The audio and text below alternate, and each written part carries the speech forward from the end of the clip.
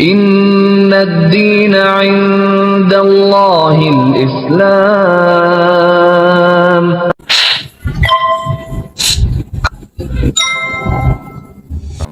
Assalamualaikum warahmatullahi wabarakatuh. Waalaikumsalam warahmatullahi wabarakatuh. Innal hamdalillah nahmaduhu wa nasta'inuhu wa nastaghfiruh wa na'udzu billahi min syururi anfusina wa min sayyiati a'malina may yahdihillahu fala mudhillalah wa may yudlil fala hadiyalah. Asyhadu an la ilaha illallah wahdahu la syarikalah wa asyhadu anna Muhammadan abduhu wa rasuluh. Allahumma sholli wa sallim wa barik ala sayidina Muhammadin wa ala alihi wa sahbihi ajmain. Amma ba'd. Alhamdulillah pada hari ini, hari yang cerah ini kita bisa bermajelis di masjid yang indah ini. Kita masih diizinkan ya untuk menimba ilmu, berbagi ilmu dengan sesama muslim. Artinya kita masih diizinkan untuk selalu bertafakur tentang keesaan dan kemahakuasaan Allah Subhanahu wa taala. Perkenalkan, nama saya Donditan.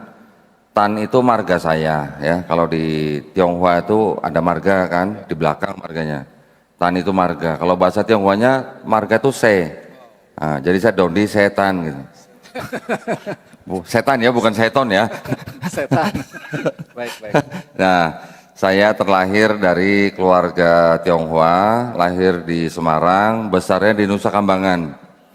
Cilacap, bukan di penjara ya. Nanti sangka di penjara lagi. Bukan, di Cilacap. Jadi kalau di Cilacap itu saya buka pintu rumah, udah kelihatan Pulau Nusa Kambangan. Nah, saya besar di kota Cilacap hingga SMP, kemudian SMA baru keluarga saya hijrah ke Jakarta. Ya, sampai kira-kira tahun 2014 itu saya memang beragama Nasrani atau Kristen. Kristennya Kristen yang suka protes, gitu. Kristen Protestan gitu katanya. Protes terus ya. Protes terus misalnya. Kita orang diprotes. Nah, saya dari kecil memang tumbuh besar di gereja. Ya, jadi mama saya dan nenek saya itu mereka adalah Kristen yang militan gitu. Wah, nggak pernah telat lah. Mestinya kalau umat Muslim itu kalau meniru militansi nenek saya itu kalah boleh dicontoh ya? Itu ya. Jadi mau hujan geledek tetap harus ke gereja gitu. Kayaknya diwarisin cucunya gitu. Bisa jadi begitu ya. Karena saya dulu tumbuh besar di gereja, jadi saya juga aktif di gereja sampai istilah remaja sampai dewasa. Tetapi saya tidak pernah mengenyam pendidikan teologi gereja, nggak pernah. Sekolah tinggi teologi untuk menjadi pendeta juga nggak pernah. Jadi saya bukan mantan pendeta ya, saya hanya mantan jemaat yang rajin bayar perpuluhan gitu. Tahu perpuluhan? Tahu. Oh tahu ya. Kira-kira tahu. Nah jadi sampai 2007 tiba-tiba papa saya masuk Islam. Oh gitu? Iya. Papa saya masuk Islam. Nah saya waktu itu mikir gimana ceritanya nih. Walaupun dulu mama saya Kristen, tapi papa saya tuh dulu Konghucu. Okay. Jadi di rumah saya ada patung Kuan Kong. Tahu Kuan Kong? Iya. Ada yang tahu nggak patung Kuan Kong? Iya. Tuh ada yang tahu tuh. Tahu saya. Jangan-jangan di rumah masih ada tuh enggak ya? Patung Kuan Kong itu ya patung yang dianggap sebagai yang disembah gitu lah ya. Jadi dulu setiap hari saya bersihin itu patung Kuan Kong. Papa saya yang sembayang, saya yang bersihin, ganti minyak dan segala macam gitu lah. Setelah kita pindah ke Jakarta, ayah saya memeluk Kristen. Baru ayah saya masuk Kristen gitu, papa saya. Nah, bahkan papa saya tuh sudah bisa khotbah loh di persekutuan ya atau komsel itu sudah bisa khotbah. Tiba-tiba 2007 papa saya masuk Islam. Loh kok bisa gitu ya? Seumur hidupnya Konghucu, tiba-tiba Kristen sudah bisa khotbah, tahu-tahu masuk Islam. Masya Allah. Karena ini di lingkungan kita ya, di lingkungan suku Tionghoa ya. Islam itu ibaratnya identik dengan agamanya pribumi. Ini mohon maaf, saya bukan mengkelompok-kelompokkan ya, tapi ini adalah stigma yang ada di suku Tionghoa. Islam agama yang identik dengan pribumi. Iya. Nanti ada lagi pemikiran Islam itu agamanya orang miskin. Mohon maaf nih, ini saya hanya menyampaikan apa yang menjadi pemikiran orang tua saya nih dulu. Tersindir semua kayaknya nih kok. Hah? Tersindir semua kayaknya. Terus ada lagi pemikiran gini, Islam itu agamanya orang yang ngemis-ngemis di lampu merah gitu. Nanti ada Islam agamanya koruptor, Islam agamanya orang yang di penjara gitu. Jadi stigmanya negatif. Dari mana stigma-stigma seperti itu ya? Jadi memang kalau kita flashback ke belakang, dulu kan memang Belanda ketika menjajah Indonesia kan Belanda menggunakan politik apa? Divide et impera. Adu domba kan. Ya, Jadi kelompok-kelompok itu kan dipisah-pisahkan. Nanti ada kelompok Cina, Arab, India, pribumi kan dipisah-pisahkan. Betul. Nanti Belanda ngomong sama yang ini, begini-begini. Nanti giliran Belanda ngomong sama ini begini. Jadi seperti orang adu domba gitu. Jadi setiap kelompok-kelompok itu mempunyai stigma atau kecurigaan gitulah. Ya, jadi dibilang berbaur, tapi hanya mungkin dalam masalah dagang atau misalnya cari nafkah. Tapi ketika sudah mengenai akidah, itu keras itu kalau di kalangan kami gitulah. Iya, iya. Bahkan ada yang bilang begini, lu jangan sampai sekali-sekali masuk masjid tuh ya, katanya. Ada yang begitu. Kenapa itu kira-kira? Ya karena stigma itu, Stigma tadi ya. negatif tadi. Jangan sampai lu sekali-sekali ketemu ustadz tuh ya, katanya. Gitu. Nah, tetapi kan mereka apakah mereka tahu bahwa kalau di Brasil itu kan banyak copet ya? Belum pernah ke sana, nggak Belum tahu. ya? Kan banyak copet di Brasil kan? Iya, Itu kira-kira agamanya apa tuh kalau copet-copet di sana gitu? Ya. Bukan Islam. Nah, terus kalau gembong-gembong narkoba di Meksiko tuh kira-kira agamanya apa? Gitu. Bukan Islam juga. Kalau yang ngemis-ngemis di lampu merah di Filipina, di Manila gitu, Iya. kira-kira agamanya apa? Jadi orang-orang yang mempunyai stigma yang negatif itu adalah orang-orang yang terkungkung wawasannya atau pandangannya. Ya, ya. Mereka menyamaratakan orang yang beragama tertentu dengan kondisi masyarakat tertentu gitu. Oke. Ya, jadi stigma itu memang yang harus kita luruskan. Ya, jangan menyamaratakan gitu. Oke. Apakah mereka berpikir itu orang-orang kaya yang di Dubai itu agamanya apa gitu? Iya, iya, iya. Ya, Islam semua ya. Iya, jadi kita tidak boleh menyamaratakan lah ya. Orang mau beragama apapun itu Yes. berbuat sesuatu tuh biasanya karena dia mayoritas di negara itu. Ya karena Indonesia mayoritasnya Muslim ya pasti yang ngemis di pinggir jalan pasti orang Muslim kebanyakan gitu ya. Tapi nggak semua loh. Yang minta-minta sumbangan gereja di pinggir jalan ada nggak kira-kira di Indonesia? Ada. Ya, di Manado ada. Jadi ada pandangan tuh orang Islam tuh bisanya ngemis minta uang sumbangan di pinggir jalan gitu atau di tengah jalan gitu. Ternyata di Manado juga ada gereja yang begitu. Jadi yang harus kita redam atau luruskan itu adalah stigma-stigma yang dengan stereotip tertentu gitu. Oke. Ya itu yang nggak boleh gitu. Yes. Kita tidak boleh menyerang merendahkan agama lain bahkan tidak menghormati orang lain gitu. Apapun agamanya gitulah ya. Di Islam kan kita juga diajarkan bahwa ada lakum dinukum waliyadin.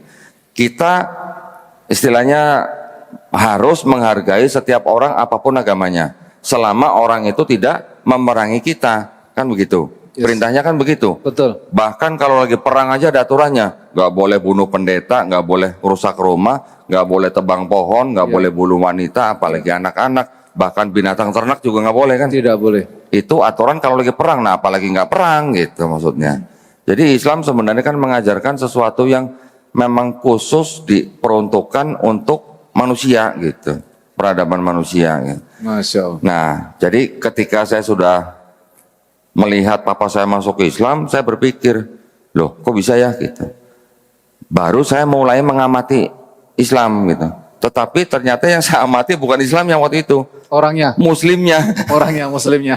Jadi yang saya amati Muslimnya. Nah, jadi buat Bapak Ibu yang di sini nih, ini mohon maaf nih, Bapak Ibu di sini bisa ternyata menjadi objek pengamatan dari orang di luar Islam. Ya. Yes. Orang kalau mau masuk agama tertentu, biasanya kan yang paling mudah mereka lihat kan orang-orangnya, pelakunya. Betul. Betul kan? Betul sekali. Jadi ketika kita berperilaku tidak sesuai dengan agama kita, jangan-jangan kita menghalangi orang untuk menjemput hidayah. Ya. Masya Allah. Walaupun orang yang mengamati sebuah ajaran tapi dari muslimnya itu tidak tepat, Tidak pas. Betul. tetapi kan kita ini perwakilan daripada ajaran itu. Ya. Kalau perwakilannya tidak menggambarkan ajaran yang sesungguhnya kan orang akan berpikir gimana? Nah itu ya. Jadi kita tetap harus mengedepankan akhlak kita sebagai muslim supaya orang lain tertarik dengan ajaran kita gitu. Jangan nunggu WTC di runtuhin, jangan nunggu Palestina atau Gaza sedang dibom gitu misalnya. Atau jangan menunggu Quran dibakar di Swedia gitu, jangan. Setiap saat kita hidup, menjalani kehidupan ini, kita harus tetap mengedepankan akhlak yang kita sudah dapat dari Islam. Itu sangat penting ketika ada orang sedang mengamati Islam tapi dia melihat muslimnya gitu.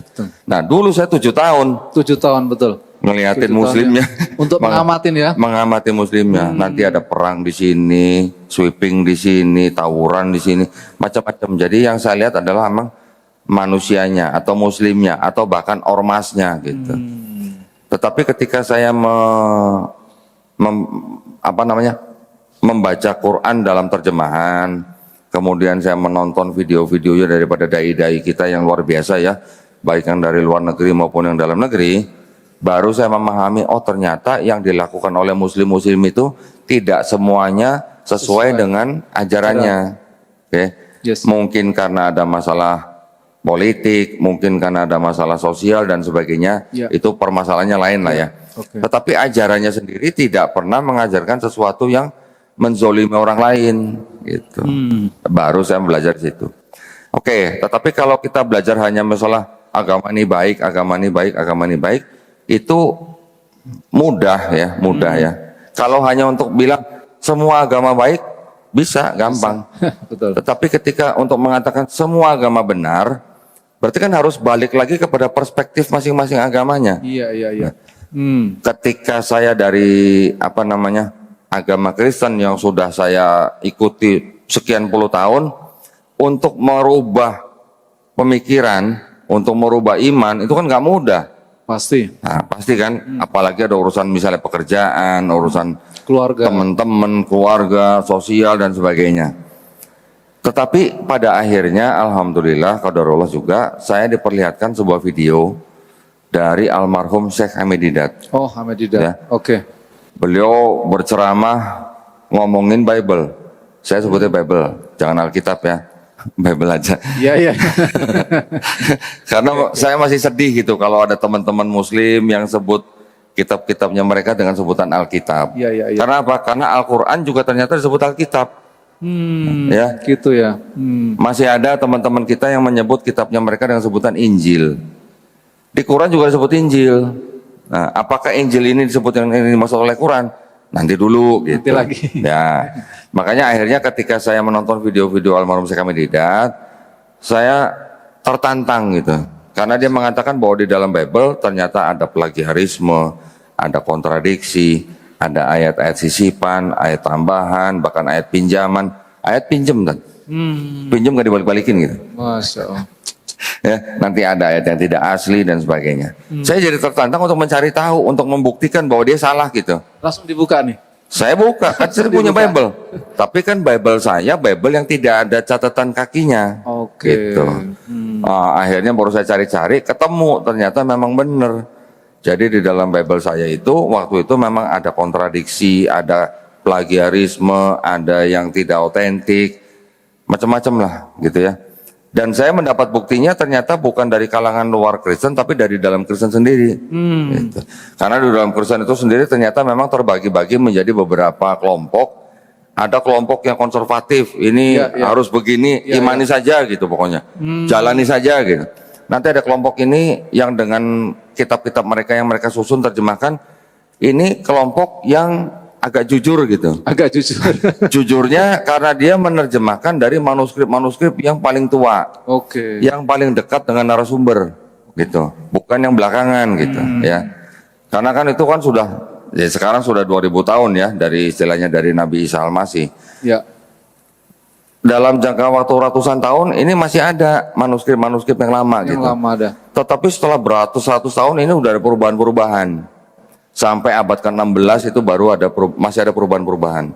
Nah, jadi ada dua kelompok yang menerjemahkan kitab atau Bible itu yang apa adanya, yang sudah terakhir, tapi juga apa adanya dari manuskrip yang kuno gitu.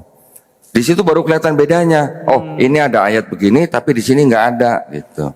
Nah, nanti ada lagi orang menerjemahkan kitab, tapi dengan seperti di Quran kan ada terjemahan, ada asbabun nuzul kan. Yes. Nanti juga ada yang menambahkan dengan sedikit tafsir gitulah, Ya, ya. ya kan? Nanti ada lagi kitab-kitab yang disebut dengan studi Bible. Ada ayatnya, ada catatan kakinya. Gitu. Catatan kakinya apa? Kita baca aja mau nggak? Mau nggak kita baca aja? Hah? Silakan. Boleh. Silakan, nggak apa-apa. Buat, Sebenarnya ada berapa contoh. kitab itu kok ya? Karena saya lihat di podcastnya Oden itu, nih ada puluhan kitab gitu. Puluhan kitab Bible maksudnya gitu. Kalau itu ceritanya nanti bisa, waduh, panjang lagi itu. 2 hari ya. Oke, baik kok. Kalau cerita versinya Bible nanti bisa ngobrolnya 2 hari, saya butuh airnya nanti bisa segalon. Oh Nanti. nggak apa-apa. Ada 3 galon kita siapkan kok. Tenang kalau itu. Nah, sebentar ya.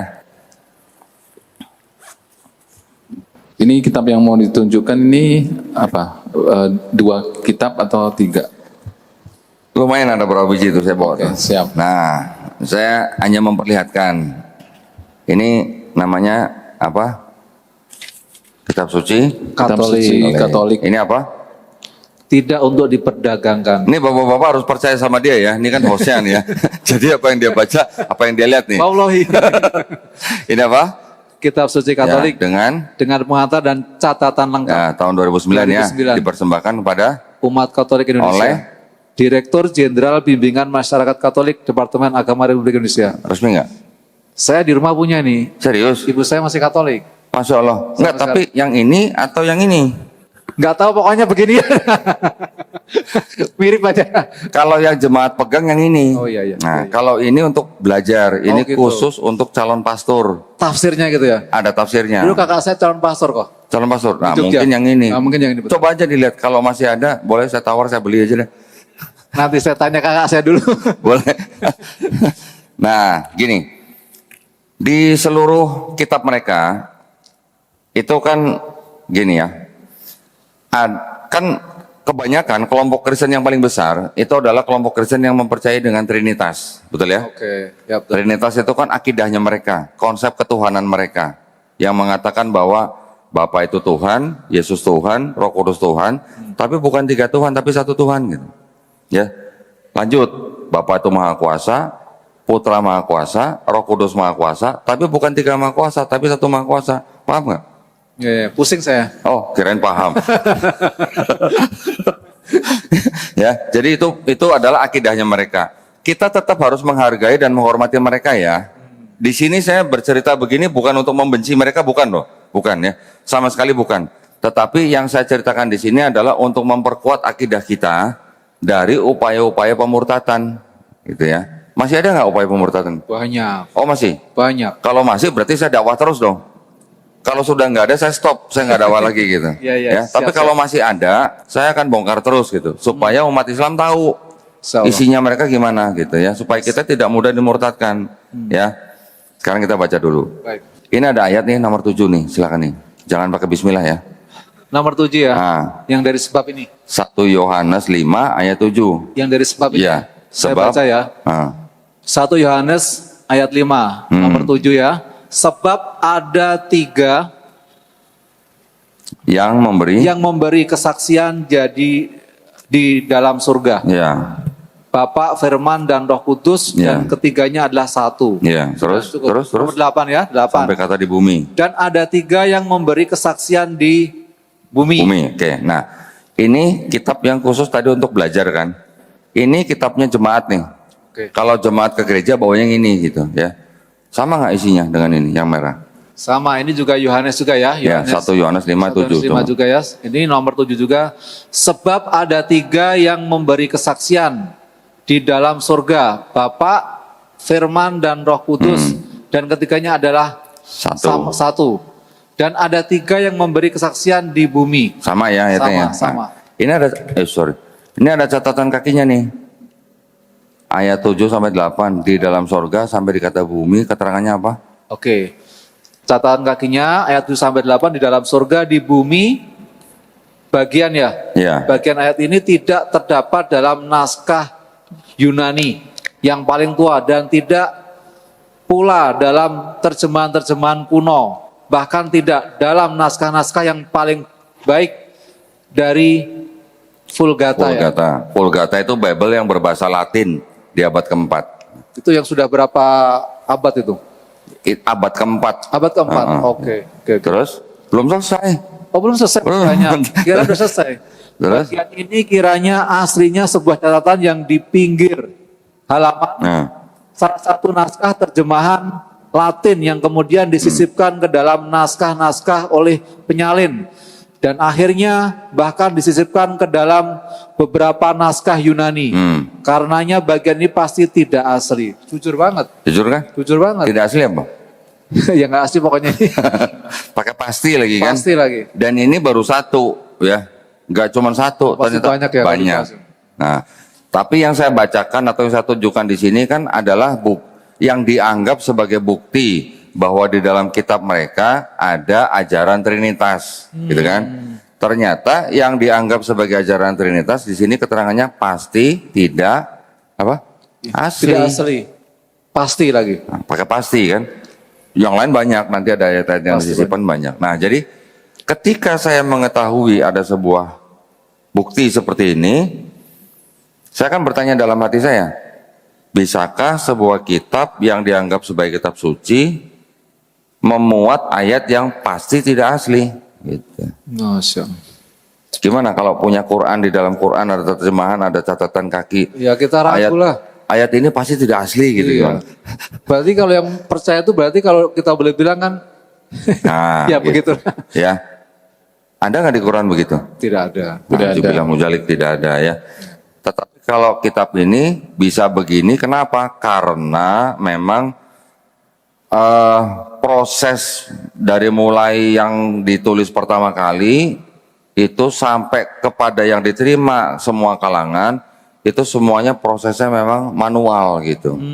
Ya, dengan tulis tangan, menyalin, belum ada listrik, belum ada bolpen, belum ada printer, laptop, apalagi ya zaman dulu sekali ya, memang begitu. Nah, tetapi ketika pada penyalinan itu ada pemikiran agama dari sekelompok mungkin penguasa atau gereja atau apa yang memasukkan pemikiran agamanya ke dalam tulisan-tulisan ini. Gitu. Jadi kita harus bedakan nih, ada agama, ada pemikiran agama. Pemikiran agama ini kan bisa aja pemikiran Manusia lah. tokoh atau sekelompok orang ya yang punya pemikiran sendiri terhadap sebuah agama, tetapi dijadikan agama gitu. Dicantumkan dalam kitab Ini kan, suci ya. nah ini kan tadinya apa? Catatan di pinggir halaman. Ya, jadi ketika mereka menyalin, ada catatan di pinggir halaman. Catatan ini bisa jadi penafsiran, bisa jadi pemikiran agama. Catatan ini yang dijadikan ayat gitu. Wah, Jadi naik pangkat gitu loh. luar biasa. Luar biasa parahnya maksudnya. Luar biasa parah. Nah, dengan menemukan hal seperti ini kan akhirnya saya jadi gimana? Jadi akhirnya saya mengambil keputusan bahwa tidak mungkin kitab suci mengandung ayat yang ada sisipan, ada tambahan, bahkan ada pinjaman gitu. Nah, ketika itu baru saya mulai mencari nih, loh kalau begitu mana agama yang benar kan gitu. Cari agama yang lain, ada yang kalau agama saya yang dulu Kristen itu kan gelar daripada sesembahan saya. Yesus punya gelar Kristus gitu kan. Ya. Nanti ada lagi agama yang nama daripada anaknya Nabi misalnya. Ya. Nanti ada nama tempat daripada agama itu berasal. Saya nggak mau sebutin namanya, tapi kalau ini ya, nanti ada lagi gelar daripada apa ya Foundernya. namanya? Foundernya gitu. Iya. Nanti ada nama Nabi dari yang membuat kitabnya, gitu-gitulah. Ya. Tetapi ketika saya mengetahui Islam artinya berserah diri. Kata kerja ya. Kata kerja kan, yang lain nama-nama orang, gelar orang, nama tempat, ini kok kata kerja suruh berserah diri kepada siapa? Kepada yang menciptakan kita, Masya Allah. kepada sang pencipta gitu. Kita harus berserah diri, patuh, taat, tunduk, nanti kita bisa selamat dan damai gitu. Masya Allah. Kan kurang lebih artinya begitu. Ya. Ya. Jadi ketika itu saya perhatiin lagi, saya baca lagi, ternyata saya lahir sebagai orang Cina ini juga nggak bisa milih ya gitu. Nggak bisa. Nggak bisa. Nggak bisa. Itu udah kodok. Udah kodok. Suku apa? Jawa. Jawa. Bisa milih orang Jawa? Lahir sebagai orang Jawa? Nggak bisa. Jadi ketika saya belajar Islam, ternyata kita manusia nggak bisa milih jadi suku dan ras tertentu gitu. Ya. Tapi ketika saya dulu agama Kristen, Tuhan saya jadi manusia dengan ras tertentu gitu. Bisa milih kan berarti kan kalau gitu. Iya, iya. Kalau dengan ras tertentu berarti gimana? Nggak kasihan sama ras yang lain gitu. Iya, iya, iya. Iya, iya. Kan saya juga dulu mungkin berpikirnya, oke lah dia rasnya Yahudi ya, Tuhan saya ras Yahudi. Saya orang Cina juga saya pengen punya Tuhan yang sipit dong gitu kalau gitu. Tuhan Cina ya. Nanti petinju Muhammad Ali itu juga protes sama ibunya. Iya, iya, iya. Ibu, kenapa Tuhan kita berkulit putih gitu? Sipit lagi. Enggak, orang kulit putih kan bermata biru gitu kan. biru. Nah, Beda. Muhammad Ali, petinju Muhammad Ali, dia protes sama ibunya, kenapa Tuhan kita berkulit putih? Ibunya menjawab, ya sudah imani saja gitu kan. Akhirnya kan itu yang menjadi hidayah Muhammad Ali untuk masuk Islam. Masya Allah. Karena itu juga gitu loh. Nah, ketika saya masuk Islam, Tuhannya nggak bisa dilihat. Tuhannya nggak bisa jadi manusia. Sudah jelas lam yalid walam yulad gitu. Kira-kira ragu nggak waktu itu? Karena nggak bisa dilihat atau malah meyakinkan? Gini.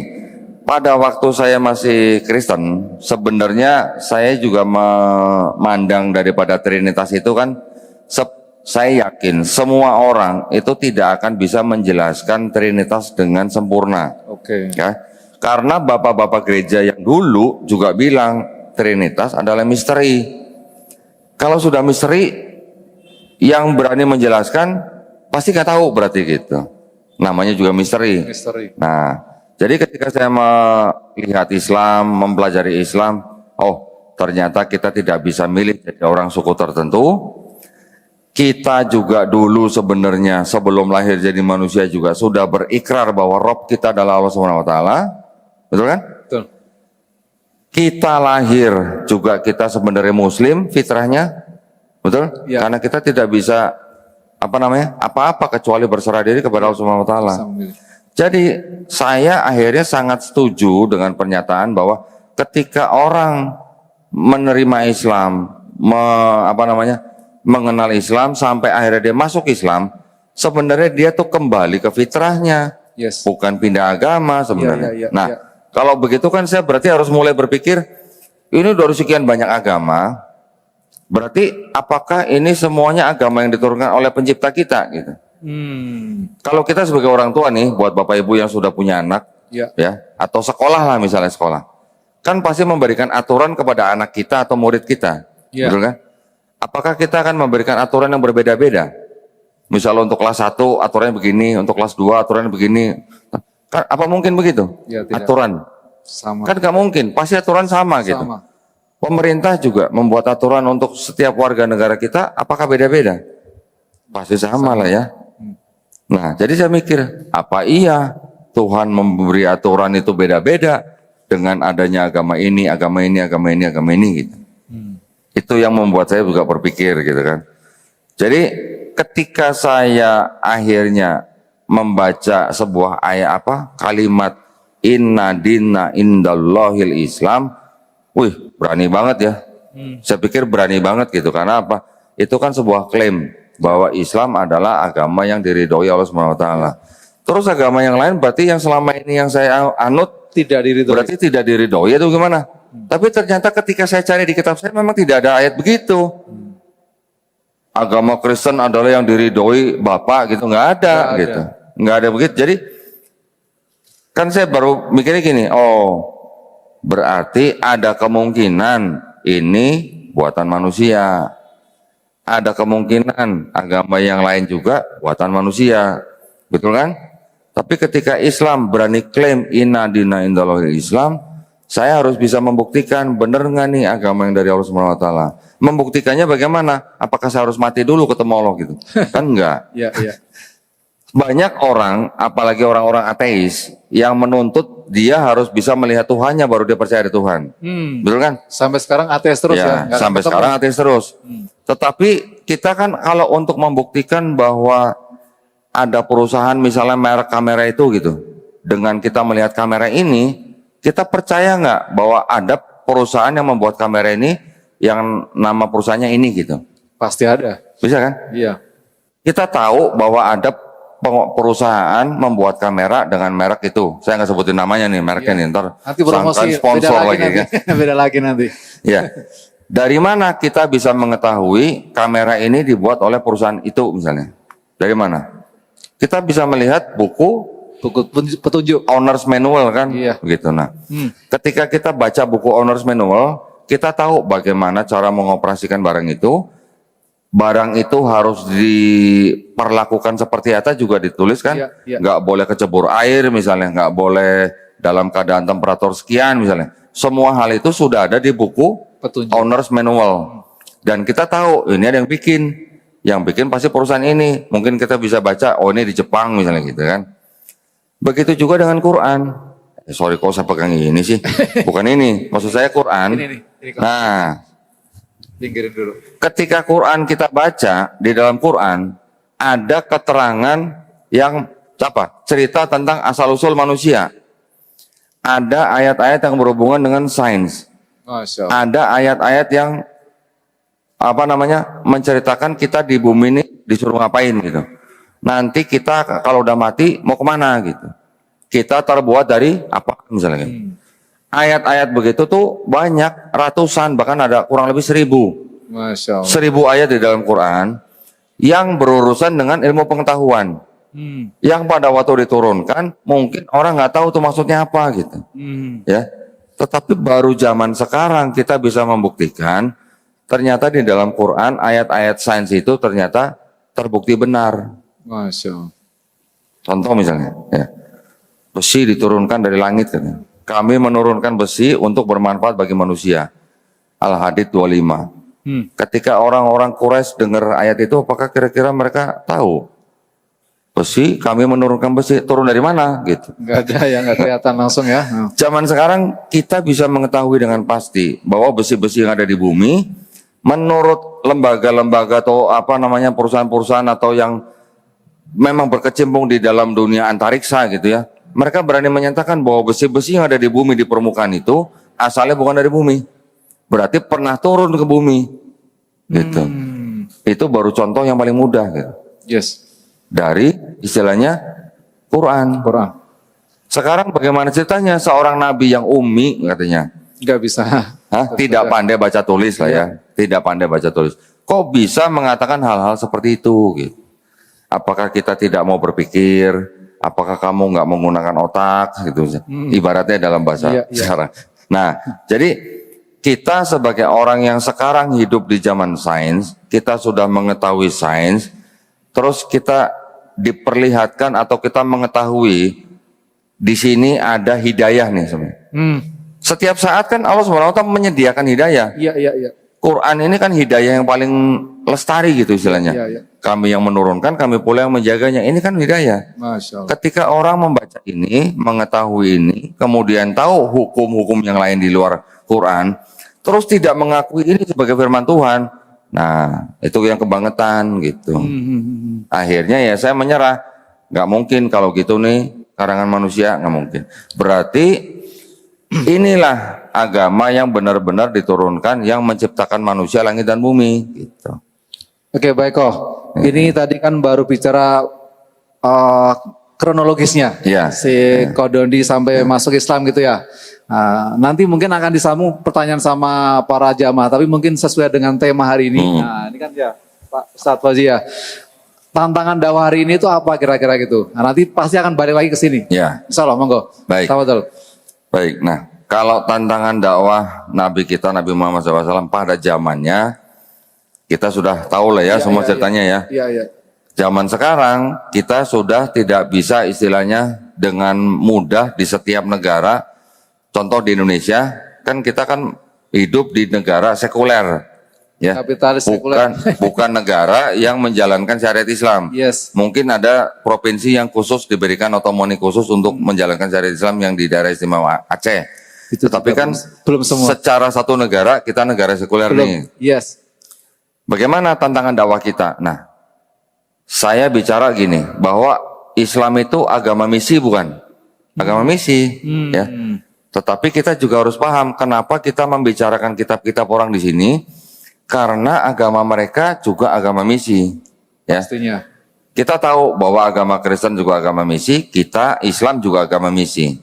Bedanya cuman apa? Kalau di Kristen mereka menggunakan ayat yang bunyinya begini. Karena itu pergilah, jadikanlah semua bangsa muridku.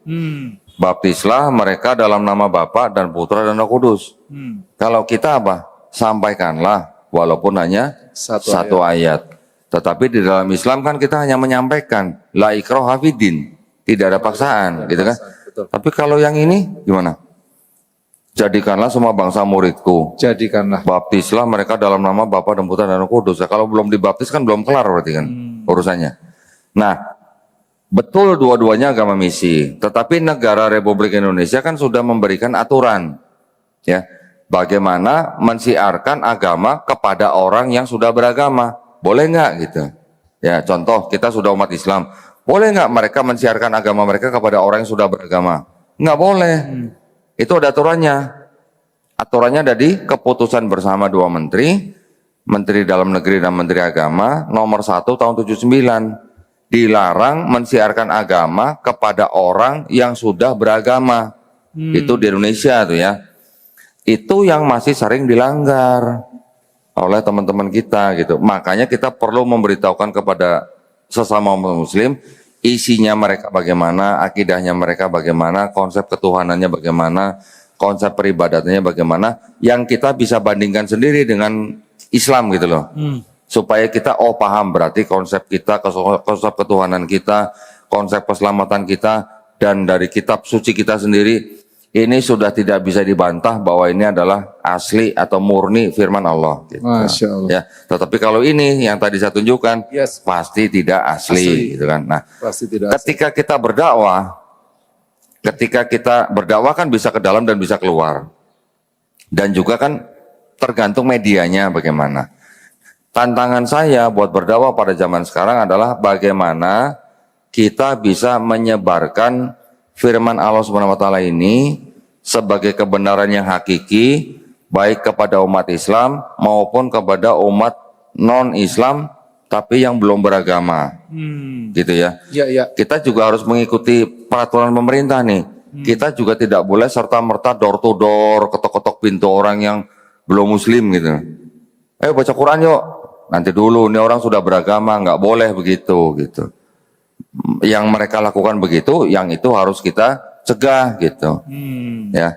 Sekarang kita juga berdakwah juga bisa lewat apa saja.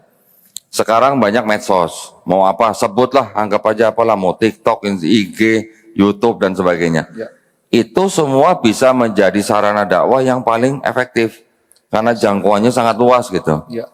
Saya bikin video di studio begitu ya, yang nonton bisa aja yang di Amerika yang nonton gitu kan, ya. Tidak terbatas tempat gitu. Yes. Tapi kalau kita di lapangan gitu kan terbatas. Di sini juga terbatas. Di sini juga Tapi kan terbatas. ada streamingnya. Tapi kan direkam nih. Nanti yang di Amerika bisa nonton ini juga, yang di Eropa juga bisa nonton ini juga kan. Nah, Insya Allah. artinya kita tetap harus berdakwah, tapi apakah semua muslim harus bisa berceramah? Nanti dulu lah. Saya juga dulu saya paling takut sebenarnya kalau berceramah begini. Tapi karena saya merasa ada yang perlu saya sampaikan, karena kebetulan mungkin saya yang punya kitabnya, ya mau nggak mau saya memberanikan diri. Ya. Masya Allah. Tapi gini, tantangannya kan begini. Ketika kita menyampaikan sesuatu ini, tidak boleh kita menyampaikan hanya dengan asumsi. Ya. Sepakat. Kalau tidak punya kitabnya jangan ngomong Bible palsu, Pak, jangan. Tapi kalau saya punya ini, Ada buktinya. bisa dibaca, ya, bisa dilihat. Saya cuma membacakan, pasti tidak asli. Kalau saya kan tadi cuma nanya, tidak asli itu apa gitu. Nanti ada orang bilang palsu, nah kan dia ngomong bukan saya. Saya cuma membacakan tidak asli gitu aja. Nah, bukan berarti kita terus memusuhi orang yang percaya dengan ini, enggak loh ya.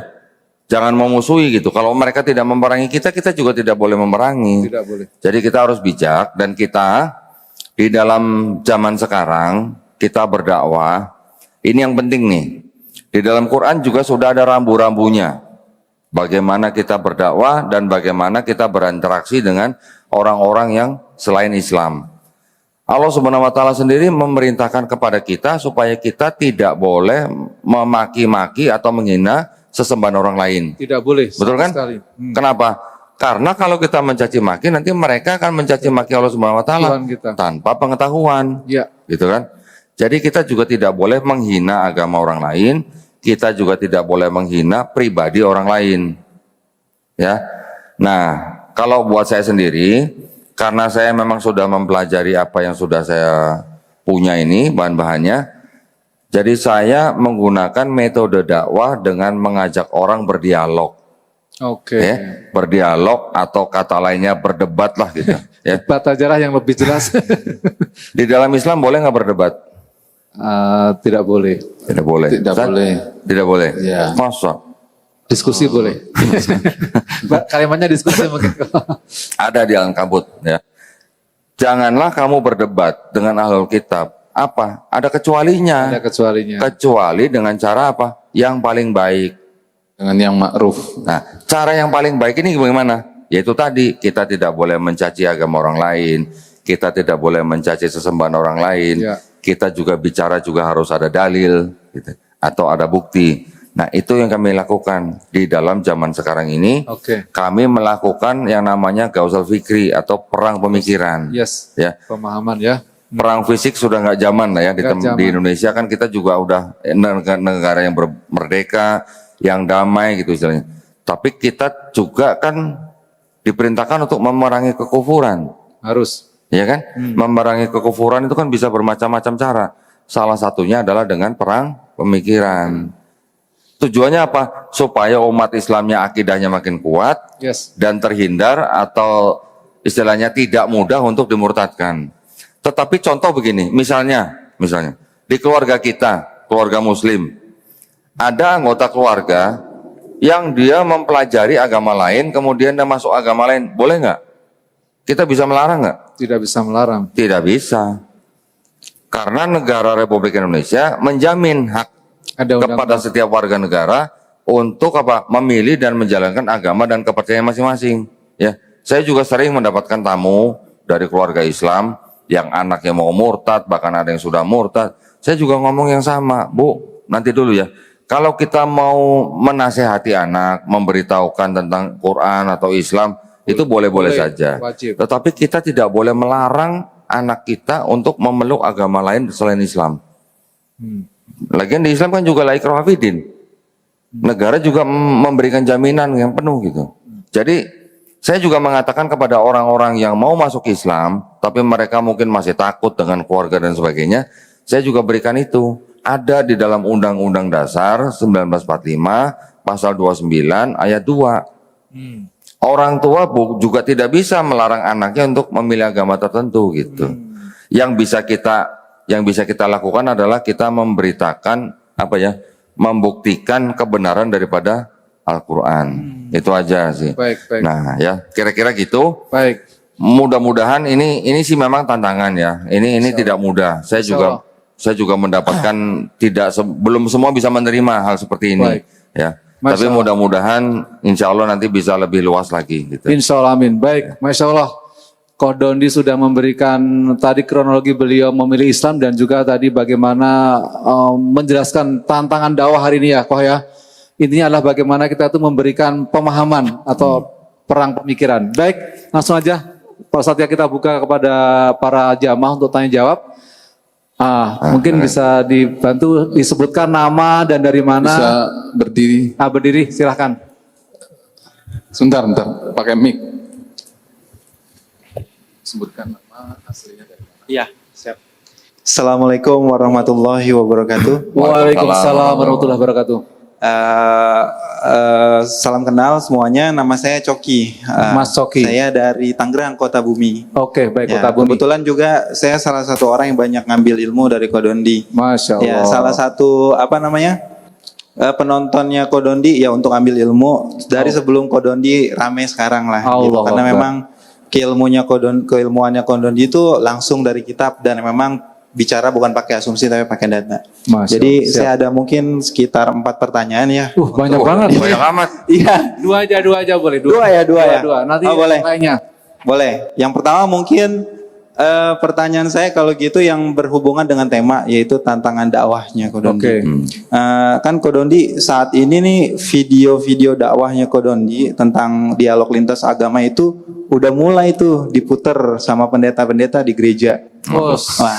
Masya Allah. Bahkan di gereja-gereja besar seperti Bethel, Tiberias ya, Os. yang memang itu banyak pengikutnya jemaahnya. Nah, jemaahnya itu kan kalau berarti kan asumsi saya kalau video Kodondi diputar berarti kan ada pergolakan di jemaahnya. Ini benar nggak sih yang diomongin Kodondi gitu dan lain-lain. Akhirnya mereka kan bertanya kepada pendetanya dan pendetanya berupaya untuk memberikan klarifikasi seperti itu. Nah, tapi kan menurut saya apa yang saya lihat sih klarifikasinya itu semuanya pada ngaco sih. Tapi yang pengen saya tanya berhubungan dengan tantangannya kepada Kodondi pernah nggak menerima ancaman dari pihak-pihak gereja gitu yang untuk menghalangi dakwanya Kodondi atau enggak? Minimal biasanya kalau pendakwah yang di lintas agama itu kamu diam, nggak usah berdakwah lagi, saya kasih uang. Pernah nggak Kodondi dapat kayak gitu tawaran seperti itu, dan apa yang Kodondi lakukan kalau misalkan memang pernah menerima penawaran tersebut? Oke, itu pertama ya. Yang pertama, oke. Yang kedua. Nah, yang kedua pakai catatan ini. Di rumah hanya dibawa ini pertanyaan. Minjem handphone. Masya Allah. Saya lupa. Udah saya Kodondi. Jamaah ini apa? Fan berat. Nanya aja nyontek. Lupa ayatnya. Sebentar. Ya silakan Mas Sogi. Yang kedua berhubungan dengan keilmuan yang ada di dalam Alkitab. Jadi kemarin Coki juga secara rutin kan memperdalam ilmu ya gitu. Memang dengan tujuan untuk berdakwah ke teman-teman sekitar lah gitu, dan memang membela agama kita juga dari miskonsepsi yang disebarkan oleh orang dari saudara-saudara kita di agama sebelah gitu. Nah, sebentar. Scrollnya dengan 1 jam, Mas. Iya, sebentar.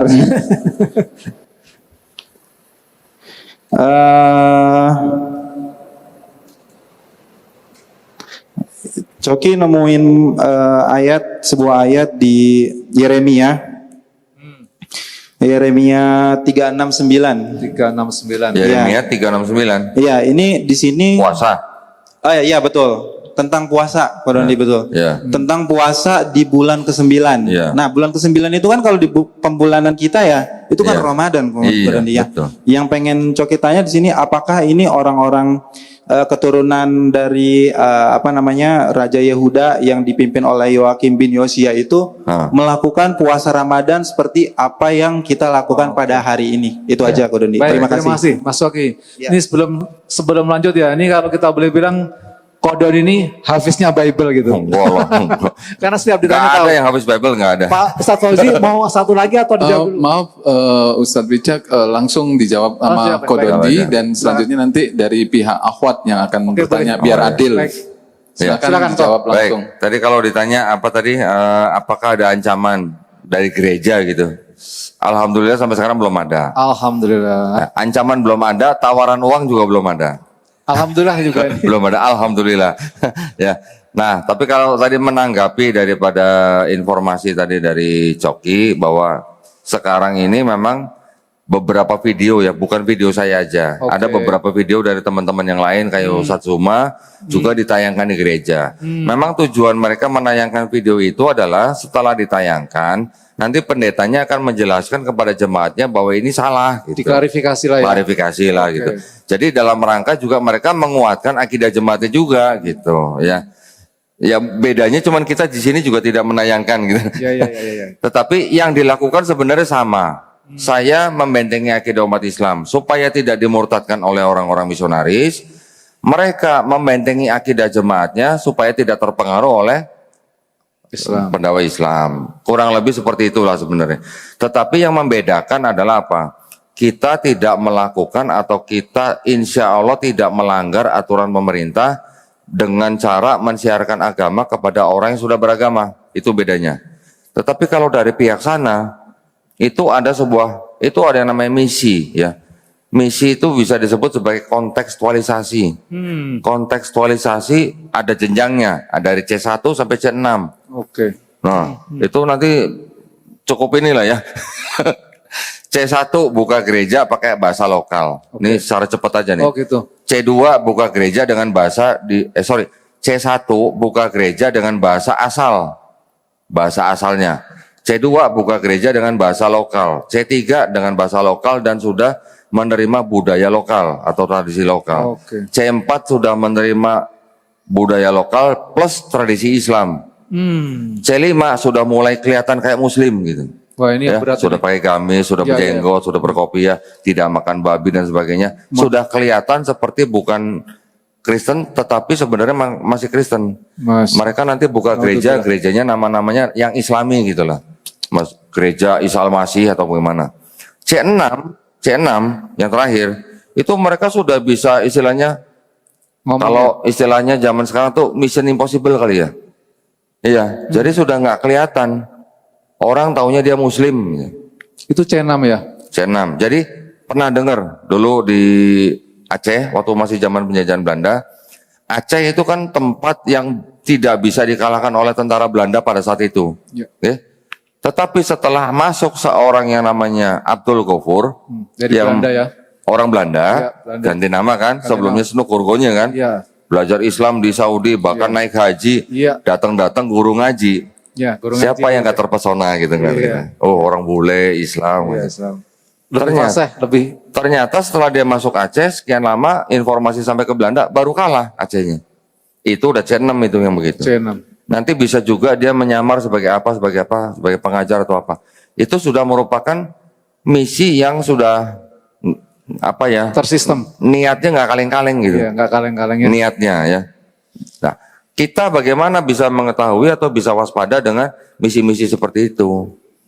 Itu mereka tidak sungkan-sungkan dan tidak malu-malu khotbah di lapangan parkir di mall.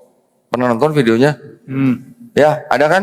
Ya, ya. Nanti ada juga yang khotbah di pasar misalnya. Ya, ya. Dan itu nggak malu-malu. Mereka bagi-bagikan kitab nih. Ya, ya, ya. Pernah lihat? Nah, ada yang seperti ini. Ya, ya. Kitabnya. Di sini namanya bukan Yesus, Pak. Di sini namanya Isa Al-Masih. Nanti ada kata-kata Assalamualaikum juga ada. Kata-kata Insya Allah juga ada. Ini dibagi-bagikan ke umat Islam. Tuh, sama, kita sama Isa Al-Masih. Tuh, sama, ada kata Allah gitu. Begitu modusnya. Oke. Nah, sekarang kalau kita tidak mau bahas ini, apakah kita mau membiarkan umat Islam tuh digerogoti terus dengan cara seperti itu? Yang mana cara ini melanggar aturan pemerintah. Bukan kita benci orang mereka loh ya. Saudara, keluarga besar saya juga masih Kristen semua loh. Mungkin tidak semua gereja ya melakukan hal itu ya. Tetapi misi itu ada. Indonesia negara yang berpenduduk Muslim terbesar di seluruh dunia. Sampai beberapa waktu yang lalu ya. Sebelum disalib sama Pakistan. Pakistan ya sekarang, Pakistan. Jadi jangan bangga bahwa kita negara Muslim terbesar di dunia. Pakistan sudah menyalip kita katanya ya. Kita nomor 2 berarti ya. Kita nomor 2, nomor 3 India. Nah, ini kan sebuah istilahnya target yang sangat empuk gitu loh untuk dikristenkan. Karena ada perintah itu tadi. Jadi kalau semua bangsa muridku baptislah gitu. Oke, pertanyaan kedua gini. Bangsa Yahudi atau bangsa Israel ya sebutnya ya, bangsa Israel sudah menerima syariat kan melalui siapa? Melalui Nabi Musa dengan apa? Taurat. Saya ingin membicarakan ini supaya bapak-bapak, ibu-ibu juga paham maksud saya.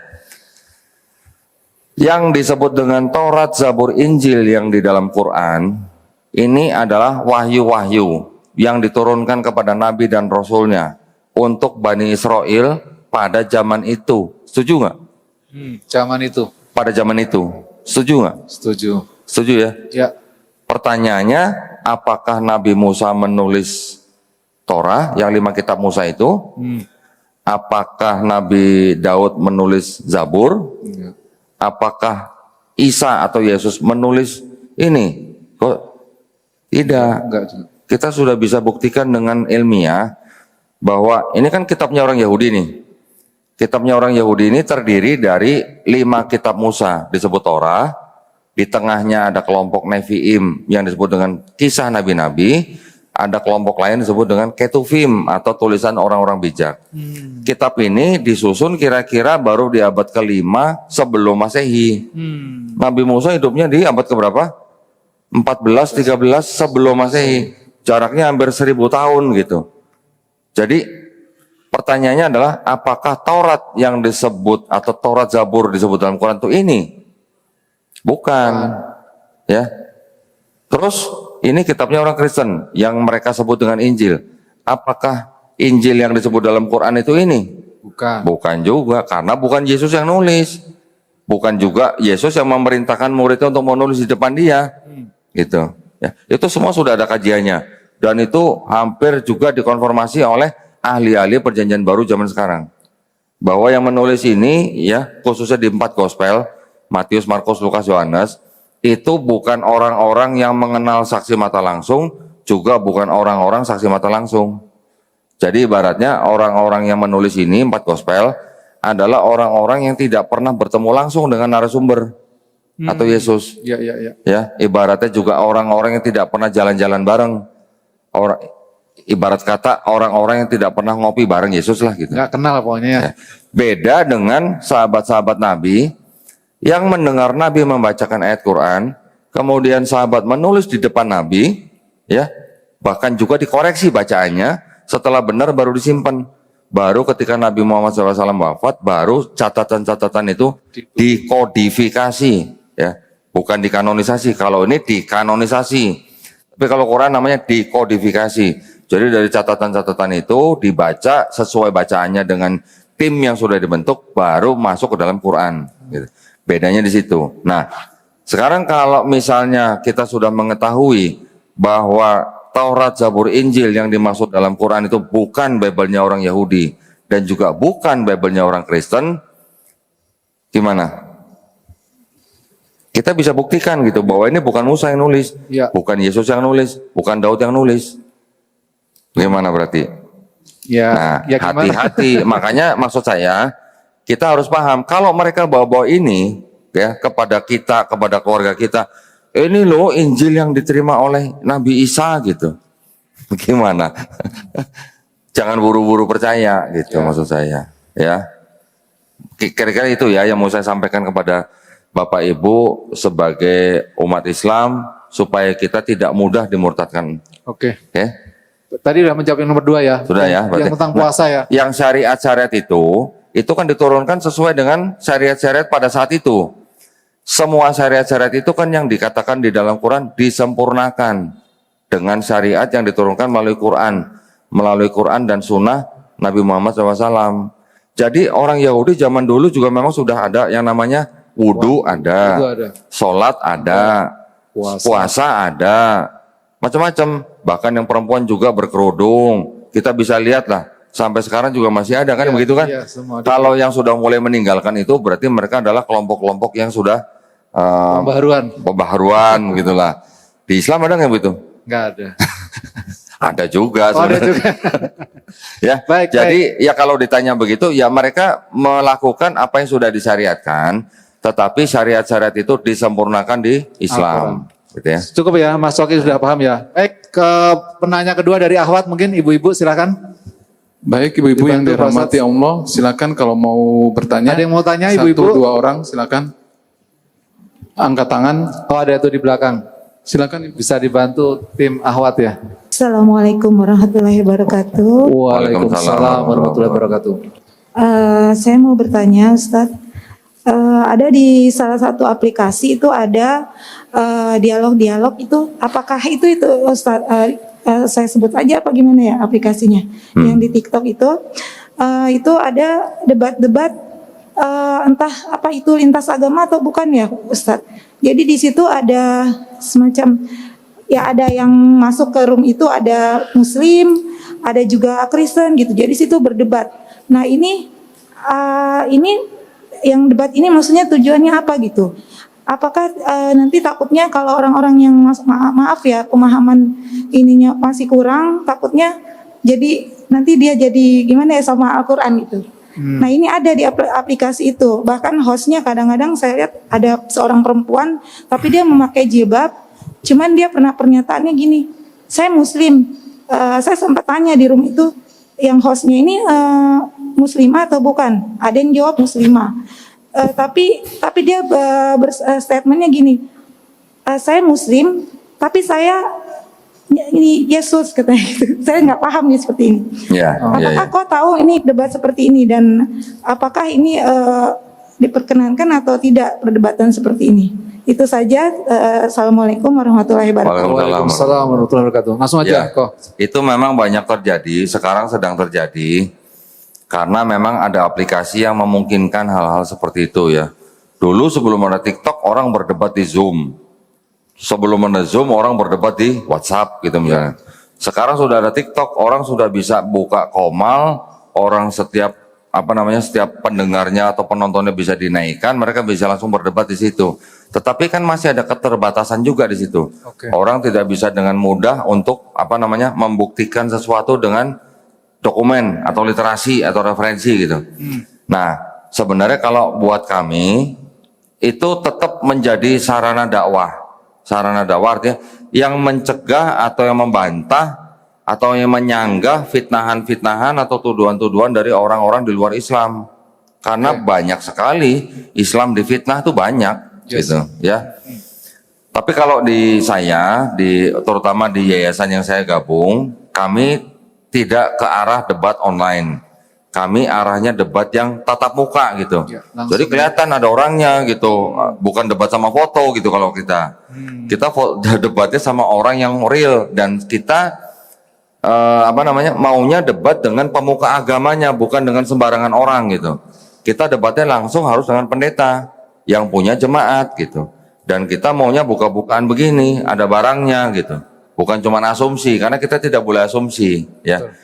Jadi saya juga memberi pesan kepada teman-teman, yuk kita berdakwah di zaman sekarang ini melalui apa saja, baik itu media sosial, tapi kita tetap harus menjaga batasan-batasan gitu ya.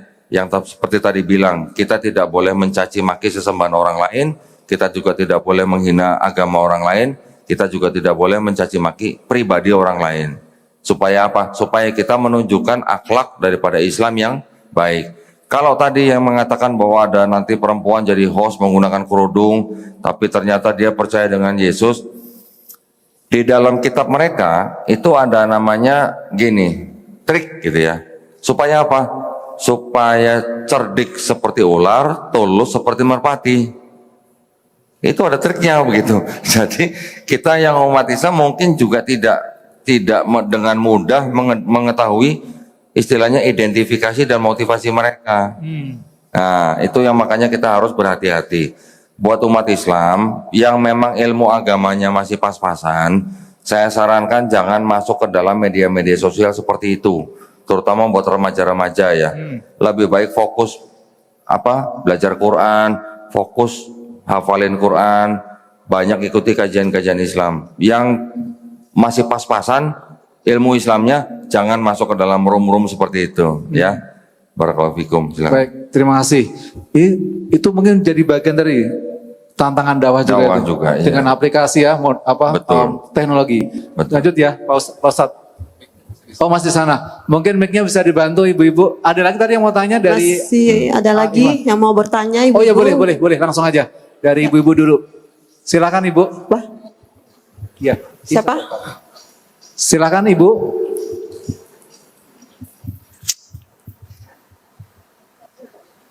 Habis ibu-ibu nanti ke Oh, Bapak. nggak ada lagi.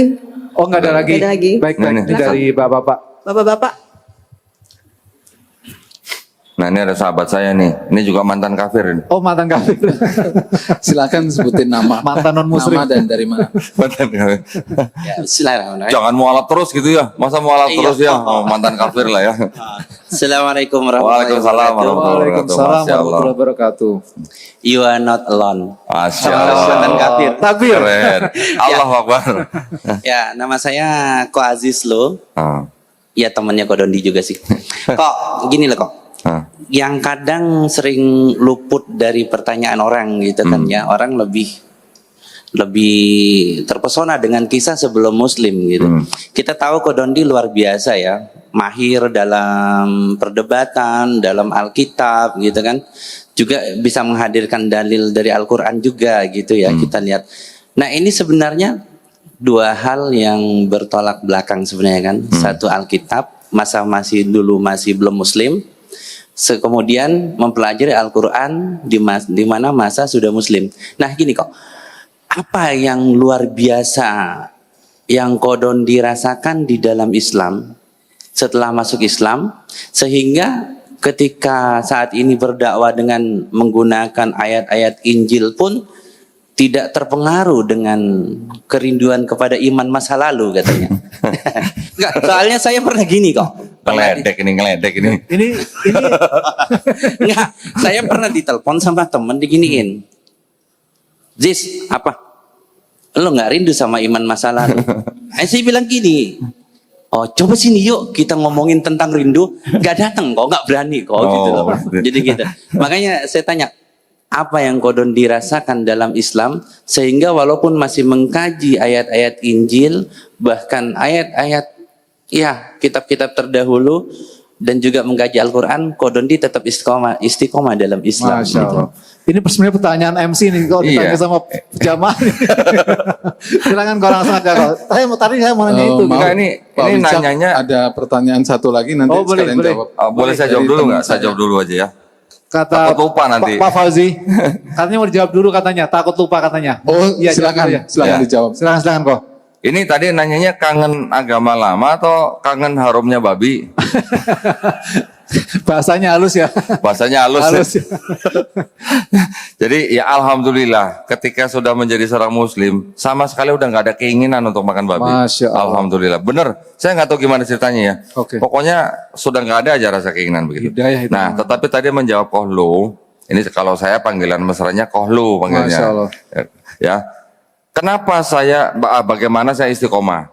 Karena saya menganggap bahwa Al-Quran ini sebagai Al-Muhaimin. Ya, Al-Muhaimin artinya apa? Batu ujian, pengoreksi. Pengoreksi apa? Dari kesalahpahaman orang-orang yang dulu menerima kitab-kitab pada waktu bangsa Israel. Ketika dia menjadi Al-Muhaimin, sebelumnya Quran juga menjadi yang disebut dengan musodik, membenarkan daripada kitab-kitab sebelumnya yang diturunkan. Ya. Tetapi tadi saya sudah jelaskan bahwa yang disebut dengan Taurat, Zabur, Injil yang di dalam sini Bukan itu ini. bukan ini dan bukan ini gitu Yes. ya. Kemudian setelah musodik, Al-Muhaimin juga menjadi mubayyin yang menjelaskan daripada kesalahan-kesalahan umat-umat terdahulu. Itu yang menjadikan saya pegangan bagaimana saya istiqomah kalau ya. Tetapi ketika saya berdiskusi atau saya berdialog dengan teman-teman yang masih Kristen, saya juga mengatakan bahwa di dalam kitab ini masih ada sisa-sisa kebenaran, masih ada. Masih ada. Masih ada. Kira-kira berapa persen? Saya berani katakan itu, ya. Gini. Ini kan tadi saya bilang ini kan kitabnya orang Yahudi. Yes. Kitabnya orang Yahudi ini menjadi separohnya kitabnya orang Kristen. Oke. Separohnya, bahkan lebih malah kan. Perjanjian lama, ini kan jadi perjanjian lama. Melalui kitab yang disebut dengan kitab Septuaginta di sini nih. Nah ini. Jadi ini tadinya bahasa Ibrani diterjemahkan menjadi bahasa Yunani, kemudian menjadi separohnya kitab orang Kristen. Oke. Saya masih berani mengatakan bahwa di dalam kitab ini itu masih ada sisa-sisa kebenaran. Contohnya apa? Ulangan 6 ayat 4 misalnya. Dikatakan dalam bahasa Ibraninya Adonai Elohenu, Adonai Ehad. Nggak ngerti saya. Dengarlah hai bangsa Israel, Tuhan Allah kita, Tuhan itu Esa. Ada kata-kata apa tadi? Ehad. Esa. Kita sering membaca, mungkin tiap hari kita juga baca, Qul huwallahu ahad. Ya kan? Ada ehad, ada ahad. Ini sebenarnya dua kata yang maknanya sama gitu. Yang satu bahasa Ibrani, satu bahasa Arab. Terus kemudian di dalam kitab orang Yahudi ini juga mengatakan apa? Tuhan itu bukan manusia. Tuhan itu bukan anak manusia. Tuhan itu tidak akan berubah. Langit daripada segala langit itu tidak akan bisa memuat Tuhan gitu katanya. Gimana ceritanya? Ya. Kalau kita baca surat Al-Ikhlas nyambung nggak? Ya, kayaknya pas sama ya, miripnya. Masuk gitu. Masuk. Ada lam yalid walam yulat, ada walam yakullahu kufuwan ahad. Sebenarnya kan berarti kan akidahnya sama. Jadi kitabnya orang Yahudi ini walaupun di dalamnya banyak kontradiksi, tetapi masih bisa disebut tauhid gitu. Ada sebagian yang masih benar gitu ya. Enggak, kalau yang gini. Kalau yang kitabnya orang Yahudi itu murni tauhid, Murni tauhid. murni monoteis. Tetapi ketika masuk ke dalam agama kitabnya orang Kristen, ini boleh dikatakan sebenarnya mengadopsi paganismenya Romawi dan Helenismenya Yunani. Wow, berani-berani yang ngomong begitu. Ada buktinya nggak gitu? Ada. Keluarin kok, tenang aja tak. Ini Bible ini. Ini Bible nih, ya. Di sini disebutkan apa nih?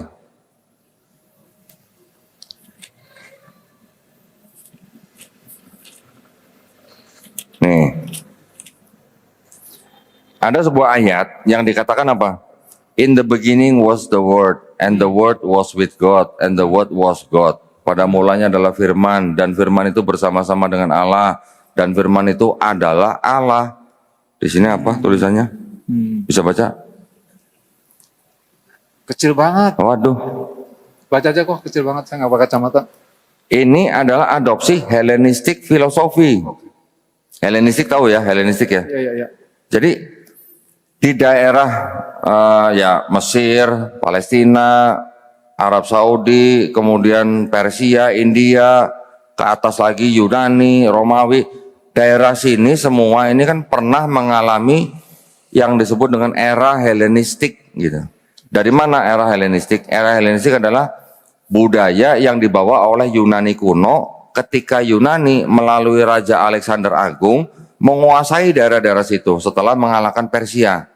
Ya, kira-kira di abad keempat sebelum Masehi. Nah, ketika semua daerah itu dikuasai oleh Yunani, jadi itu ada di dalam era Helenistik. Apa tuh Helenistik? Pernah dengar ya Hercules, tahu kan? Iya. Hercules anaknya siapa? Dewa Zeus. Dewa Zeus ini dewa yang dianggap dewa paling tinggi gitu, ya. Banyak dewa, ada dewa perang, dewa cinta, dewa kesuburan dan sebagainya lah. Jadi kalau orang-orang pagan itu kan memang mereka melihatnya gini, dari alam semesta itu nanti ada matahari dewa ini, langit dewa ini, awan dewa ini, laut dewa ini, bumi dewa ini, semua ada dewanya.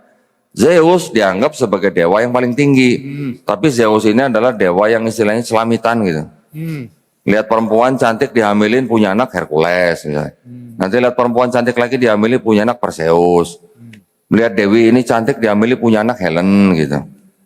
Jadi sistem kepercayaan itu yang disebut dengan sistem Helenistik. Ya, sekarang Hercules bapaknya dewa paling tinggi, ibunya manusia. Herculesnya disebut sebagai setengah manusia, setengah dewa. Betul? Di Kristen juga begitu. Yesus disebut sepenuhnya manusia, sepenuh Tuhan. Mirip nggak konsepnya? Kira-kira mirip nggak? Iya. Detailnya mungkin beda, detailnya. Detailnya ini jauh lebih bagus. Tetapi kalau konsepnya mirip nggak? Iya. Jadi ada bapak, ya, menghamili perempuan, punya anak Yesus. Yesus disebut sepenuhnya manusia, sepenuhnya Tuhan. Kata dia. Nanti ada lagi di sini. Ketika Yesus disalib, kemudian tabir bait suci terbelah dua. Ketika Yesus bangkit, mayat-mayat yang ada di dalam kubur, mayat-mayat orang kudus, bangkit masuk dalam kota gitu. Dari mana ceritanya? Dari Yunani, ada yang namanya festival Antesteria. Festival yang memperingati orang mati bangkit dan masuk dalam kota gitu. Adopsi lagi. Nanti ada lagi di ayat lagi Yohanes 6:51 sampai 54. Ketika perjamuan kudus, Yesus mengatakan inilah tubuhku dan inilah darahku. Dimakanlah tubuhku dan darahku untuk mengingat aku gitu. Artinya dilambangkan dengan roti dan darah. Dengan anggur, darahnya dengan anggur. Tubuhnya dengan roti, darahnya dengan anggur dalam perjamuan itu kan. Iya. Itu mengadopsi daripada ritual Dewa Osiris yang ada di Mesir. Dewa Osiris tubuh dan darahnya dilambangkan dengan roti dan anggur. Barang siapa makan tubuh dan darahnya itu mendapat hidup yang kekal. Jadi banyak sekali memang adopsi-adopsi dari paganisme dan Helenisme gitu. Ya.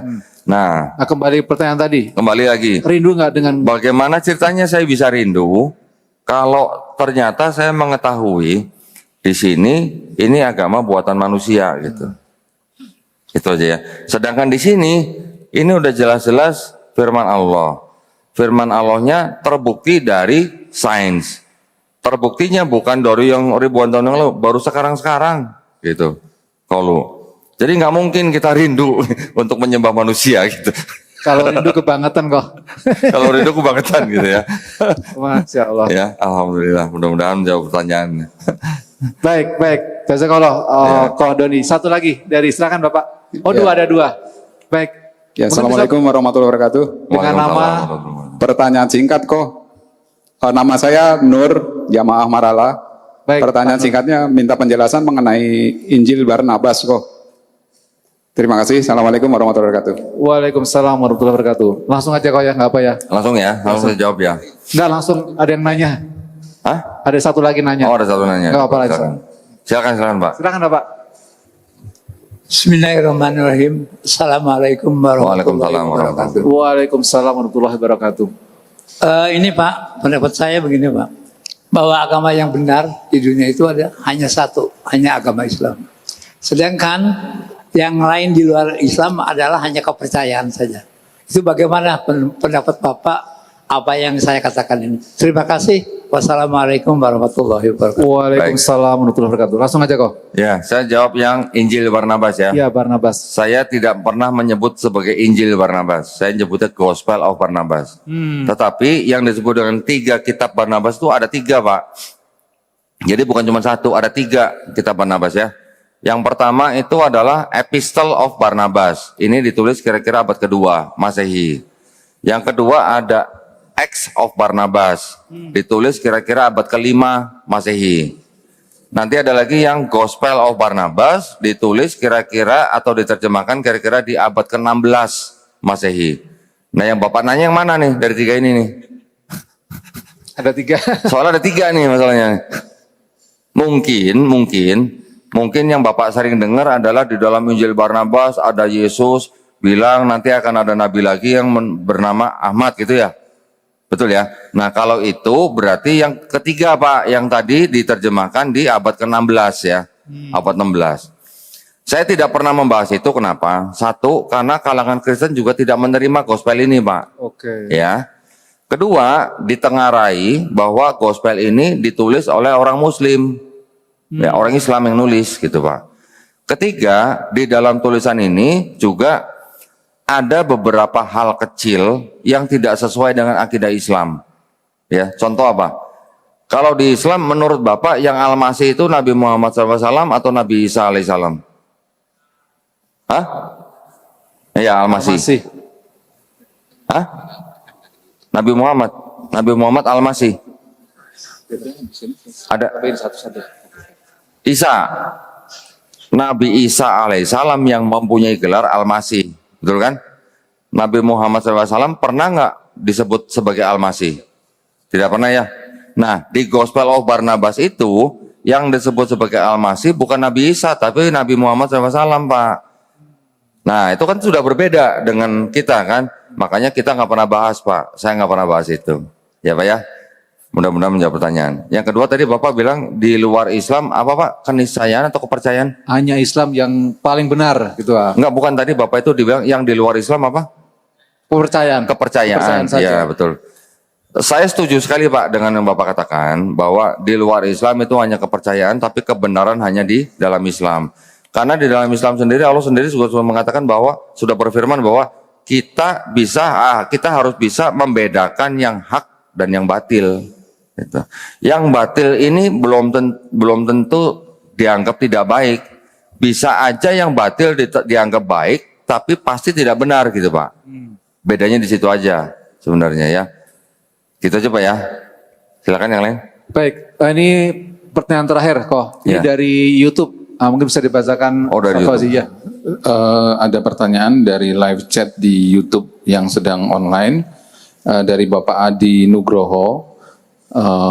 Izin bertanya, mau tanya tentang agama Samawi Koh Ustadz Dondi.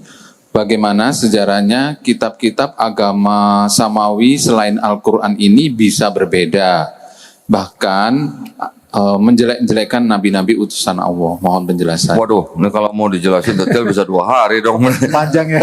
Secara singkat Ya aja. singkatnya aja kok, silakan kok. Nah, gini aja. Saya mau tanya nih ke jamaah nih, yang insya Allah dirahmati Allah SWT. Sebagai umat Islam, ya, sebagai umat Islam, Yang disebut sebagai agama samawi itu ada berapa? Hah? 3 kata. Ada lagi? Berapa?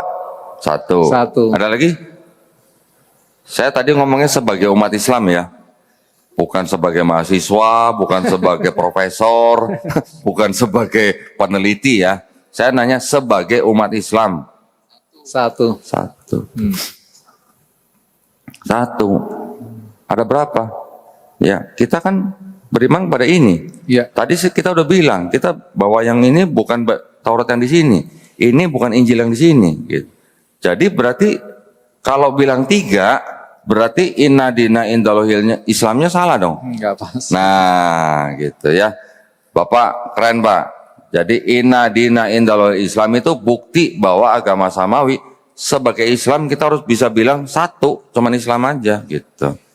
Nanti kalau ada Kiai Haji ngomong semua agama sama, nah lo hati-hati lo gimana tuh? Berani nggak? Berani nggak bantah?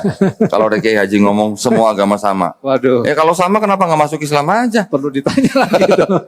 Gitu ya. Tapi kalau tadi yang bertanya itu bagaimana ceritanya agama samawi itu kitabnya bisa berbeda-beda gitu ya. Saya cerita secara singkat aja nih bahwa pertama kali ini timbul ini kan dikarenakan ketika bangsa Israel itu sedang mengalami pembuangan dari tanah Palestina atau Kanaan ke Babilonia.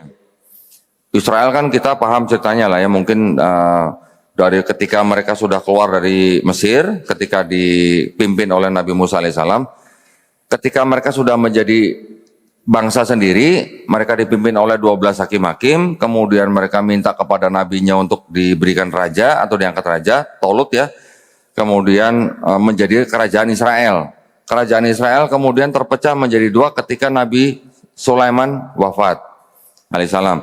Kemudian ketika kerajaan Israel utara dan selatan ini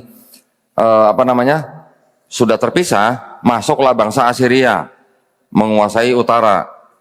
Kira-kira di abad ke-8 sebelum Masehi, tahun 722 sebelum Masehi. Masuk bangsa Babilonia, kira-kira di abad ke-6. Dikuasai semua nih Israel nih. Baru bangsa Israel ini dibawa ke Babilonia. Baru di Babilonia ini mereka mulai menyusun ini. Tapi tersusunnya kira-kira sudah sekian ratus tahun gitu lah ya. Baru tersusun di abad ke-5.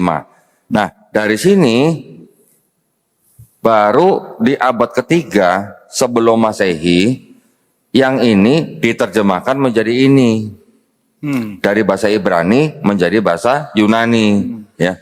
Bahasa Yunani ini kemudian ini kan masih beredar terus nih sampai Nabi Isa turun, sampai Nabi Isa alaihissalam diangkat.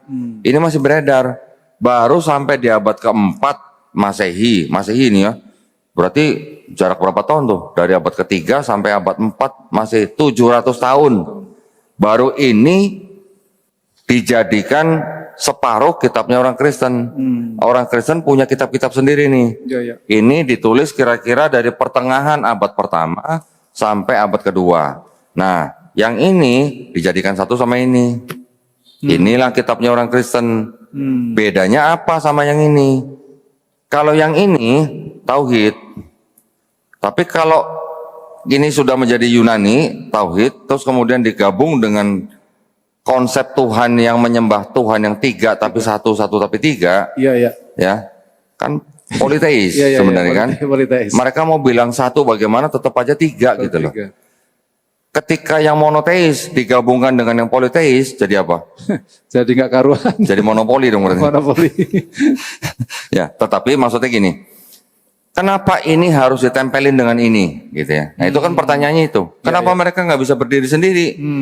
Karena di dalam sini ada yang disebut dengan konsep Mesias. Ya, Mesias itu kalau kita mungkin mengenal apa ya, seperti kayak Satrio Piningit gitulah. Ya, sosok yang ditunggu-tunggu nanti gitu. Nah, orang Kristen memandangnya bahwa yang dimaksud dengan Mesias di sini itu adalah Yesus. Sedangkan orang-orang Yahudi yang tetap memegang erat Taurat mereka bilang yang Mesias itu bukan Yesus. Bukan Yesus. Karena Yesus tidak memenuhi syarat menurut ini gitu. Syaratnya apa? Syaratnya adalah bahwa yang namanya Mesias itu harus benar-benar manusia, bukan Tuhan yang turun jadi manusia. Ini kata orang Yahudi ini, gitu ya. Pertama. Yang kedua, Mesias itu harus benar-benar keturunan Raja Daud atau Nabi Daud alaihissalam melalui anaknya Nabi Sulaiman alaihissalam, kata orang Yahudi. Ya, Mesias yang mau datang itu nanti dia akan datang ketika di seluruh dunia itu sudah tidak ada orang mengangkat senjata atau tidak ada perang gitu. Nah, zaman Yesus turun masih ada perang nggak? Banyak. Ada perang dunia pertama dan kedua dan sebagainya. Ya, banyak. Mesias yang akan datang itu kata orang Yahudi adalah sebagai pemimpin bangsa Israel. Dia akan datang ketika semua manusia di bumi ini sudah mengenal Tuhan yang Maha Esa. Atau mereka sebut Hashem gitu. Ya. Yang terakhir, orang Yahudi bilang, Mesias yang datang itu bukan orang yang datang menyelesaikan tugas, terus pergi, terus datang lagi gitu. Bukan begitu. Datang cukup sekali sebagai pemimpin bangsa Israel sudah. Nah, syarat atau kondisi Mesias yang menurut orang Yahudi ini yang berbeda dengan konsepnya Mesias di dalam Kristen.